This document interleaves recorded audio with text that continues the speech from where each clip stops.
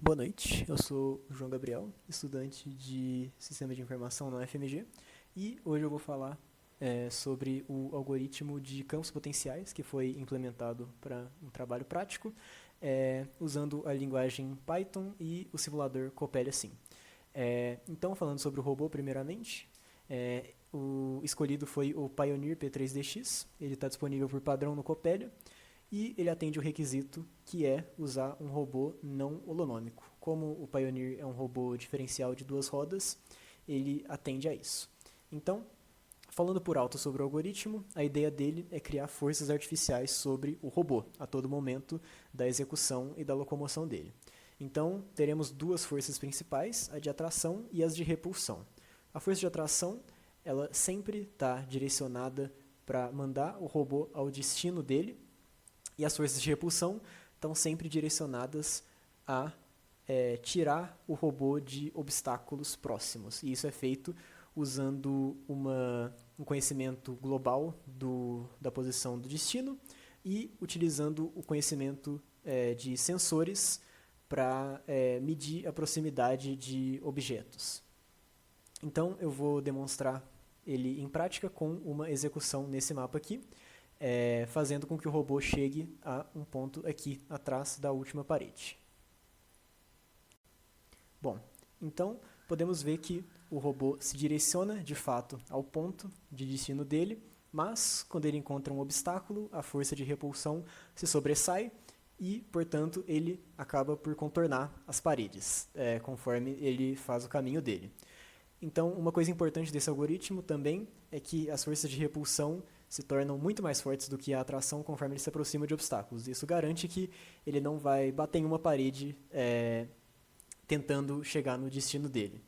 Então, aqui ele dá uma paradinha, mas ele faz a curva certinha e agora ele consegue se direcionar ao destino final dele.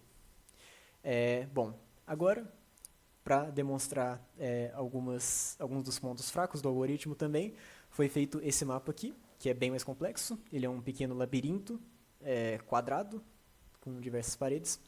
E eu vou executar ele aqui e falar sobre o porquê das falhas dele nesse mapa. Bom, aqui nessa execução, o destino dele está definido como o canto superior direito, porém ele não consegue passar da primeira curva que ele tem que fazer.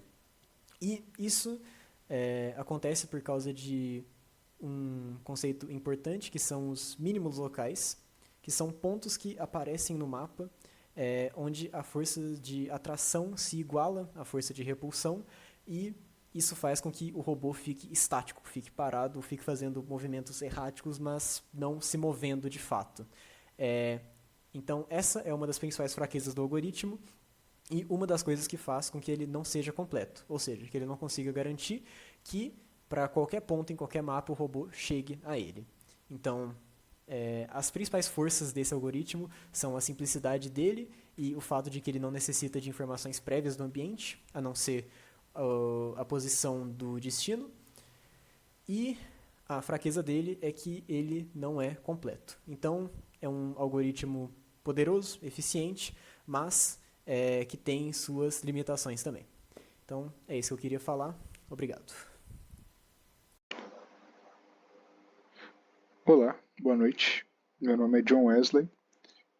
Eu sou estudante do curso de Sistemas de Informação e hoje à noite eu vou mostrar para vocês um pouco do nosso trabalho sobre planejamento de caminhos aqui no simulador do Coppelia.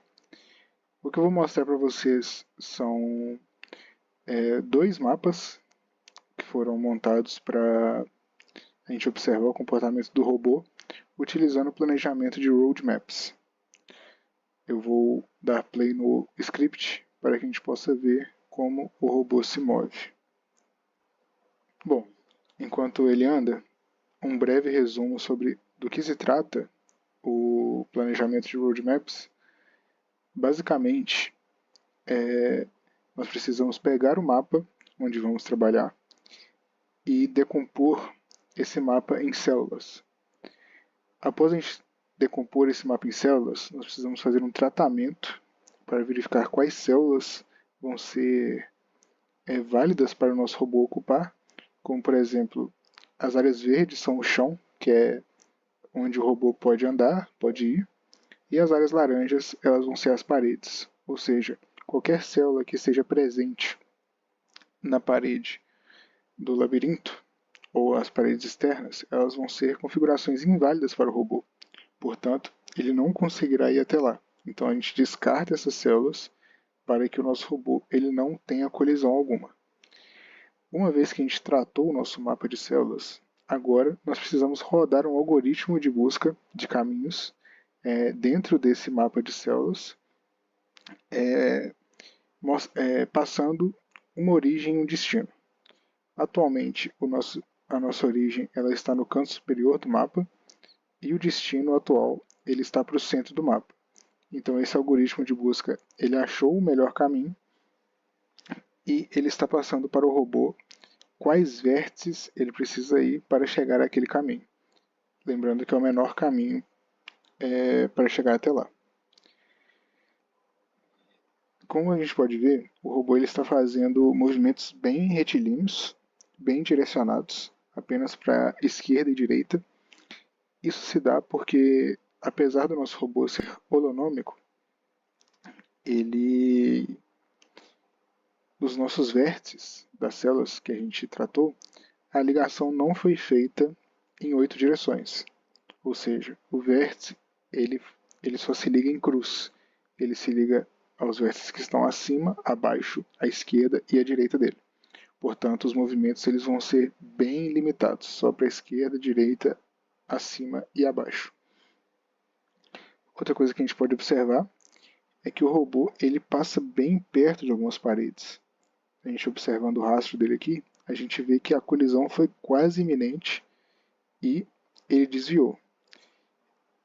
É preciso tomar muito cuidado ao se trabalhar com roadmaps para garantir que seu espaço de configuração esteja corretamente configurado. Porque, caso contrário, posições que pareciam ser válidas acabam por se tornar inválidas. Bom, como podemos observar, o nosso robô ele chegou no destino. Atualmente eu estou utilizando um vetor de destinos, então esse não é o único destino que o robô tem que chegar. Tá? Ele vai fazer diversos caminhos durante esse mapa. Ele tem um destino no canto esquerdo do mapa do labirinto e, após isso, ele volta para o canto inferior do labirinto. Então, é possível integrar diversos destinos no robô e aí ele vai percorrer o caminho até o destino principal. Depois, ele vai atualizar esse destino principal para ser algum outro. Então, a gente pode criar não só um caminho, mas vários a partir de qualquer origem.